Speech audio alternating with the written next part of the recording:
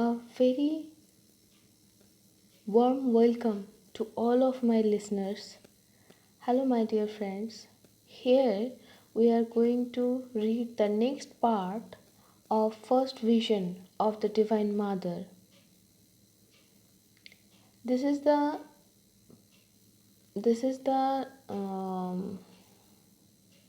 ongoing life story which we were reading um, on the previous um, episode of the life of masters Sri Ramkrishna Paramhansa Dev. Now till now we got to know a little bit of how he was destined to get um, to to confirm or to align himself so that he can be so he can accept the responsibility of doing the puja or the worship or the traditional worship of mother goddess or goddess Kali. So what next? Let's see. Mathur agreed to engage Hriday for a few months during Ramkumar's absence, and the latter arranged to start home as soon as possible. But he was destined never to see his home or dear relatives again, for he breathed his last at a place a few miles north of Calcutta, where he had gone on urgent business. He had served in the Kali temple of Dakshineshwar for only a year. The death of Ramkumar left an indelible impression upon the mind of Sri Ramakrishna. He was so young at the time of his father's death that all his filial affection was given to his elder brother. His death, therefore, came as a great shock to him, for it occurred at a time when his mind was in a state of upheaval, when he was fast realizing the transitoriness of the phenomenal world, and all his energies were given to the search for something that was real and imperishable. Convinced that man could transcend all miseries and evils and reach immortality only by knowing the sweet and perennial fountain of all bliss, his yearning to realize God and the pangs of separation from Him became inexpressible. While those about him were wasting time in all sorts of frivolity, he was burning day and night with this consuming thirst for God. It was at this time that he was asked to conduct the service of the Divine Mother. After his initiation, Kali became his favorite deity. Every day at the time of worship, he decorated her image with flowers and sandal paste. To him, it was not inert stone but Mother herself. All who have seen it agree that the lovely figure with its divine expression is a rare piece of sculpture. The mother wears a gorgeous Benares cloth and Benares cloth. It is a kind of sari, a specific type of sari which is made in Benares. So Benares cloth and is decorated with precious ornaments from head to foot. From her neck hangs a garland of skulls, and round her waist is a girdle, girdle of human arms made of gold. In her lower left hand, she holds a decapitated human head, also made of gold, and in the upper a sword. With her lower right hand, she offers boons to her devotees. With the upper is symbolized fear nothing or Barabhai Mudra.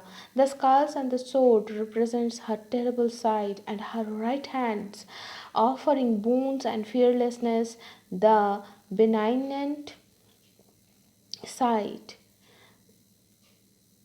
She is both terrible and sweet, like nature, alternately destroying and creating. This is the mother whom Sri Ramakrishna worshipped, the persevere as well as the destroyer. But to him she was ever the affectionate mother, the repository of all blessedness and power, sweet, tender, and full of motherly solicitude, and the mother who with loving care protects her devotees from harm. To her he offered a wholehearted devotion, regarding her as the only true guide in darkness and confusion. So sensitive was he became that he was forced to avoid all contact with so called worldly people. He passed the quiet hours of the afternoon alone. At night, when everyone was asleep, he would arise and go out, returning after daybreak with eyes swollen as though with much weeping, or showing the effects of prolonged meditation. To all inquiries as to where he had been, he gave evasive answers. Hriday determined to watch him and solve the mystery. The plot of land lying to the north of the temple, where Sri Ramakrishna passed long years in meditation and asceticism, now known as Panchavati, was not then as it is now. It was a dense jungle of low, uneven land, thickly grown with shrubs and prickly plants, where the sunshine scarcely ever penetrated. Its having been a graveyard kept people at a respectful distance, and none had ever dared to explore it. Sri Ramakrishna chose this place for his spiritual practices and used to spend his afternoons and nights in meditation in the shade of a large amlaka tree which grew there. Hriday loved his uncle and took care of him day and night like a devoted servant. Occasionally he caught a glimpse of the workings of his mind, but for the most part he shared the popular opinion that Sri Ramakrishna's strange actions were due to too intense devotion to God. So when to unmindfulness of food or drink or the comforts of the body was added the passing of whole nights without sleep. Hriday was much concerned and felt that he was justified in watching his uncle to find out where he went at night and how he spent his time. Knowing that opposing or protest was futile, he waited his opportunity, and one night when Sri Ramakrishna left his room, he followed. What was his horror to see him entering the jungle. Hriday was afraid to follow him, so he remained at a distance and began to throw stones in order to frighten Sri Ramakrishna, but without success. The following morning, when questioned by Hriday as to what he did in the jungle, Sri Ramakrishna replied quietly, there is a large amlaka tree there, and under it I meditate on Kali. Such a place is highly suitable for meditation. Hriday was not satisfied with this explanation and continued to spy upon and throw stones at Sri Ramakrishna whenever he went into the jungle. Sri Ramakrishna made no remonstrance remonstrance, finding that intimidation was fruitless. Hriday gathered up his courage and determined to enter the jungle at dead of night to see for himself what was going on. He was startled to find his uncle without clothes or the sacred thread under the tree in deep meditation. In spite of feeling of awe with which his sight inspired him, Hriday said to Sri Ramakrishna, what is this, uncle? Why have you taken off your cloth and sacred thread? There was no response. It was as if he were addressing a statue. When Sri Ramakrishna returned to ordinary consciousness, Hriday repeated the question, "Why don't you know?" Sri Ramakrishna replied that this is the way one should think of God, free of all ties. Since our very birth, we have the eightfold fetters of hatred, shame, pedigree, culture, fear, fame, caste, and egoism. This sacred thread means that I am a Brahmin and therefore superior to all. When calling upon the Mother, one has to set such ideas aside. So I have removed the holy thread, which I shall I shall put on after I have finished meditation. Hriday listened and quietly left the place. Thus, the realization of God, the vision of the Divine Mother, became the one passion of Sri Ramakrishna.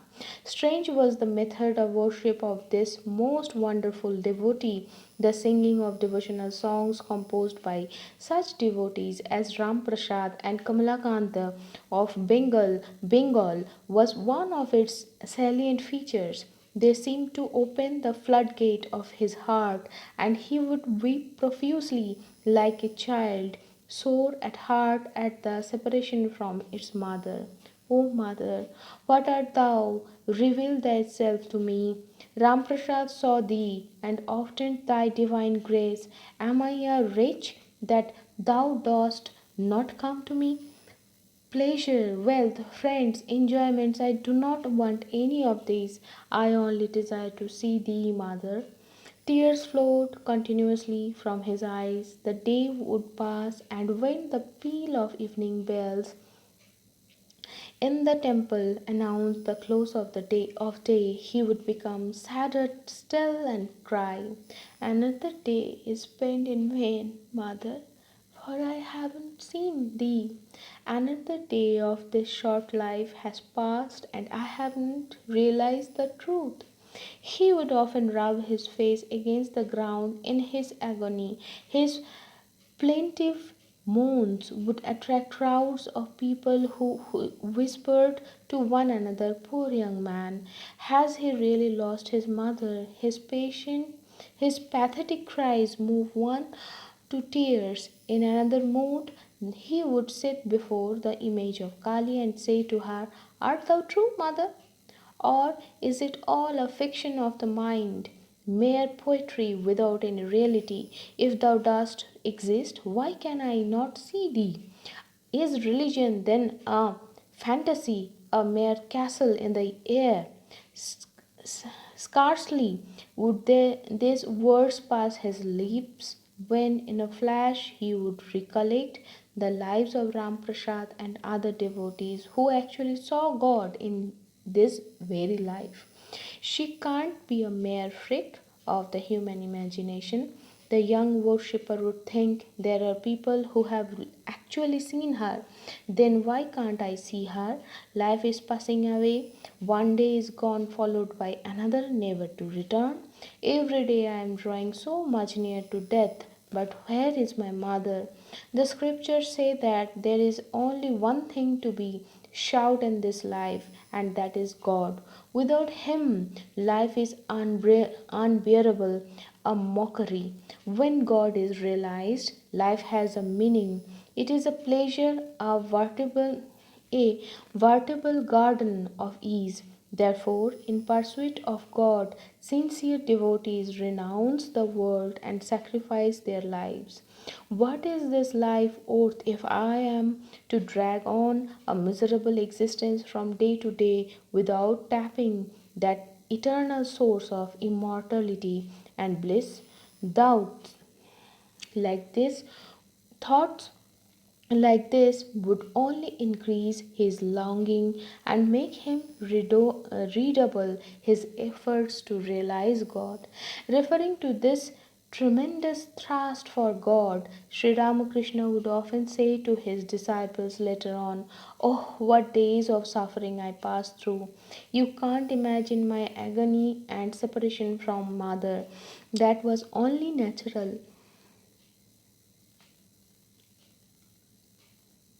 Suppose there is a bag of gold in a room and a thief in the next with only a thin partition between. Can he sleep peacefully? Will he not run about and try to force the world to get at the gold? Such was my state. I knew that the mother, full of infinite bliss, compared with which all earthly possessions were as nothing, was there quite close to me. How could I be satisfied with anything else? I had to seek her. I became mad for her. What tremendous faith! What intense conviction that God alone is the source of all bliss. This was that carried him through and sustained him in many bitter trials and afflictions, the philosopher's stone that turned his suffering into the bright and shining gold of God consciousness. It is to faith such as this that the miracles in the spiritual history of the world in all countries are due. Without a teacher, guide, or helper, with no great knowledge of the scriptures, and even without passing through the prescribed forms of asceticism, Sri Ramakrishna carried everything before him by this adamantine faith and sincere yearning to realize God. He could no longer conduct the worship regularly. He would sit before the image like a stone. At one moment, he behaved like a demented person. At the next, he would cry like a child. While meditating in the course of worship, he would put a flower on his head and sit silent for a couple of hours, or while offering the food, he would gaze at the mother as if she were actually partaking of it. In the morning, he would pluck the flowers for garlands and spend hours in decorating the image. During the evening service, when waving lights before the goddess, he would lose all idea of time and forget to bring the ceremony to a close. His strange actions were beginning to attract the attention of the temple officials. He was ridiculed at first, but steady devotion ended by commanding respect and admiration, though some still regarded him as unbalanced. Mathur was charmed. Sri Ramakrishna was perfectly indifferent to what people thought and directed all his energies to the realization of the goal he had set for himself. He took less food and slept very little. His chest and face were always flushed from excessive emotion, the eyes often bathed in tears, but he was not to be tossed much longer on the waves of despair and hope. One day, in his intense longing to see the mother, he cried, "Mother, why dost thou not listen to me? I have prayed long to thee. Thou didst bless Ramprasad. Why dost thou not bless me also by revealing thyself to me?" When suddenly his desire was fulfilled, we shall describe the first vision of Divine Mother in his own words. I was then suffering from excruciating pain because I had not been blessed with a vision of the Mother. I felt as if my heart were being squeezed like a wet towel. I was overpowered by great restlessness and a fear that it might not be my lot to realize her in this life.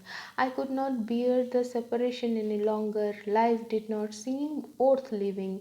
Suddenly my eyes fell on the sword that was kept in the mother's temple. Determined to put an end to my life, I jumped up like a madman and seized it, when suddenly the blessed mother revealed herself to me and I fell unconscious on the floor. What happened after that externally, or how the day or the next passed, I do not know, but within me there was a steady flow of undiluted bliss along altogether new, and I felt the presence of Divine Mother. On another occasion, he gave the following description of the same experience: the buildings with their different parts, the temple, and all vanished from my sight, leaving not trace whatsoever, and in their stead was a limitless, infinite, effulgent ocean of consciousness or spirit.